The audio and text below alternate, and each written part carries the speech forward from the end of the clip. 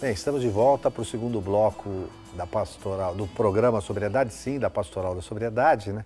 Hoje, contando com a presença do diácono Flávio, que vai ser ordenado, né, através desse nosso bispo Dom Irineu, vai ser o 177º padre ou sacerdote. Traduzindo números... 177. 167. Fica falando difícil aí, o povo não entende. Pois é, mas olha só, né?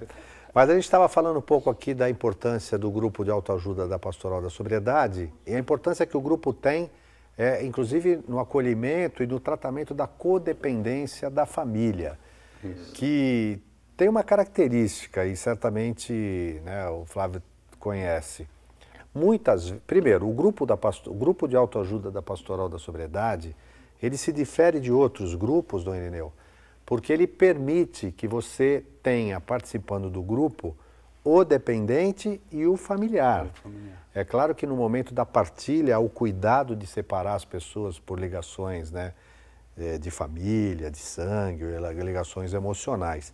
Mas ele busca, sim, oferecer ajuda e trabalhar não só a dependência, aquele que é dependente, mas com a codependência da família, né?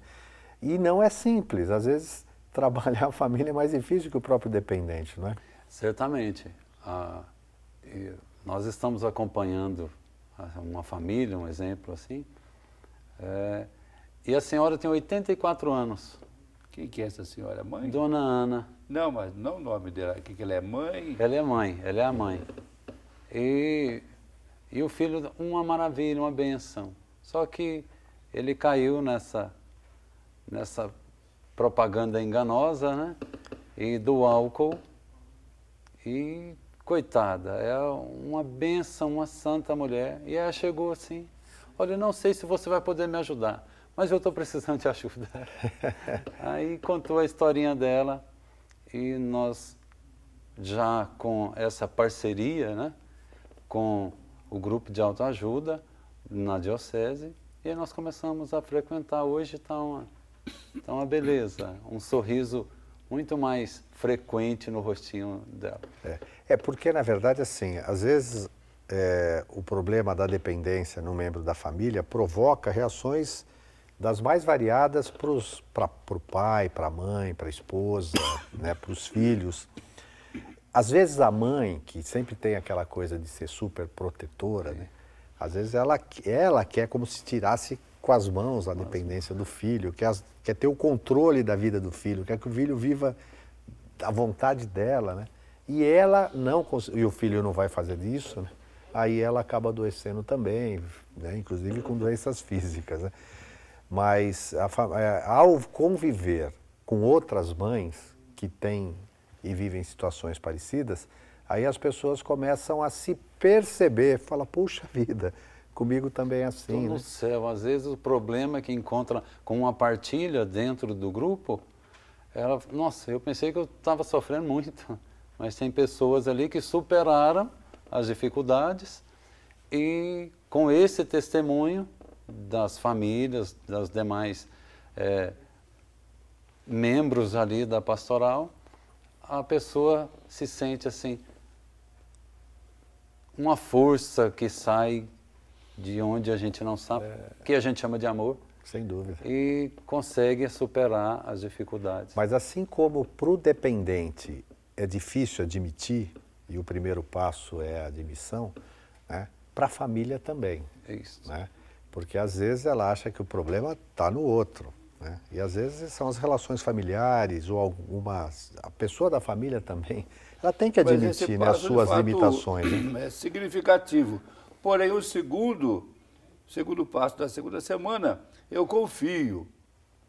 Se não tiver confiança, fica guardado no seu coração. Mas não é só a confiança no grupo, é confiança na misericórdia de Deus. Né?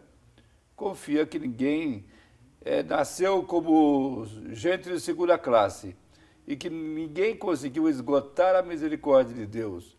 E que Jesus veio salvar quem está perdido. E que Ele perdoa 70 vezes 7. E que Ele mesmo falou, é preciso nascer de novo. Então, essa espiritualidade da confiança em Deus, do Deus da misericórdia, faz com que a gente que participa também cresça na misericórdia, sabe? Porque muitas vezes você vai ser padre e o povo vai ter que ter misericórdia de você também. Porque você vai errar, você vai falar uma palavra inconveniente, você na administração vai se ocupar com coisas que não são essenciais e não vai amar tanto quanto as pessoas precisam, né? E nós somos a atualização de Jesus misericordioso. Está aí a carta do Papa anunciando o ano da misericórdia, né? Então eu sempre insisto com os seminaristas que para ser um bom padre hoje, precisa ser assim alguém portador de misericórdia. Não é só questão de salvar os que estão salvos, ficar preso. É a igreja que sai, é o encontro, né? E você não está achando difícil começar uma paróquia num bairro pobre, um bairro que tem muito dessa situação, e você tem que acabar de construir a igreja, tem que pagar os bancos, tem que ter. Vai sobrar tempo para a pastoral da misericórdia? O primeiro passo que deve se tratar, se construir, é a pessoa, né? É a pessoa humana. O prédio necessário, os bancos são necessários, mas o essencial é a salvação das almas. Então, a misericórdia de Deus é esse carro-chefe que nos impulsionará para arrebanhar aqueles que estão mais afastados um pouquinho, na periferia ali da salvação, né? As bordas ali, às vezes com receio de entrar. E vamos tratar primeiro ali as pessoas como um todo. E depois a gente busca essa... Na verdade, a igreja é primitiva, né? No início, Jesus pregava debaixo das árvores, nos montes, na colina, na beira dos lagos, né? É claro que hoje em dia a gente necessita de ter uma estrutura aconchegante, né? Mas, pelo que eu senti, o desafio só te estimula, né? Exatamente. Não te amedronta. E a gente não está sozinho, né?